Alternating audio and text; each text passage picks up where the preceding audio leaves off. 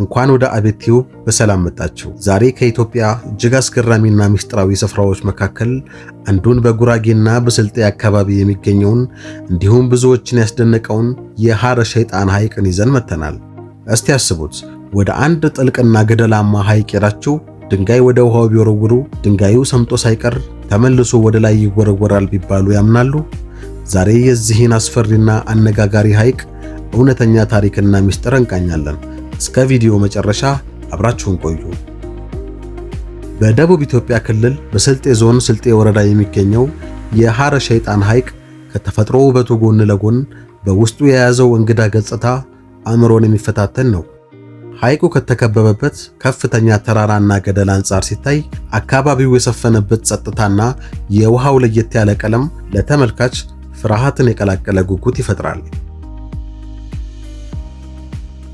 በአካባቢው ህብረተሰብ ዘንድ የሸይጣን ሐይቅ የሚል ስያሜ እንዲያገኝ ያደረገው ዋና ምክንያትም በዙሪያው ያሉ እንግዳ ክስተቶችና ከትውልድ ወደ ትውልድ የሚተላለፉ አስፈሪ አፈ ታሪኮች ናቸው።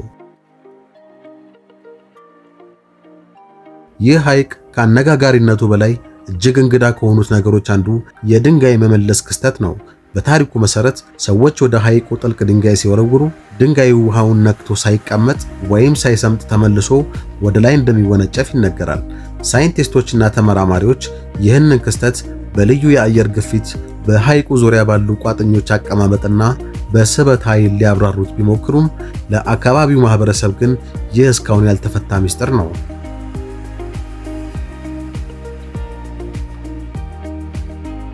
በተጨማሪም የሐይቁ ውሃ ቀለም እንደ አየር ሁኔታውና እንደ ቀኑ ሰዓታት ከአረንጓዴ ወደ ሰማያዊ ከዚያም ወደ ጥቁር መልክ መቀየሩ ሐይቁን የበለጠ ተወዳጅና አስፈሪ አድርጎታል።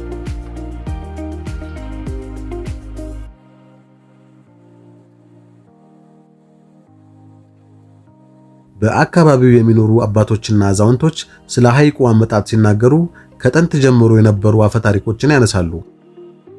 ቦታው ከተፈጥሮ በላይ የሆነ ኃይል እንዳለውና ያለ አግባብ ወደ ሐይቁ የሚሄዱ ሰዎች እንግዳ ነገሮች ሊያጋጥሟቸው እንደሚችሉ ይነገራል። እነዚህ ባህላዊ ትረካዎች የሐይቁን አስፈሪነት ከትውልድ ወደ ትውልድ እንዲሸጋገር አድርገውታል።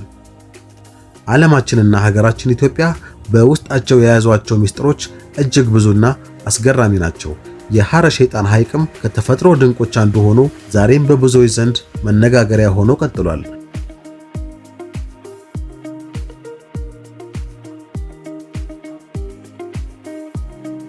እናንተስ ወደዚህ ምስጢራዊ አካባቢ ሄዳችሁ ይህንን አስገራሚ ክስተት በአይናችሁ ለማየት ትፈልጋላችሁ?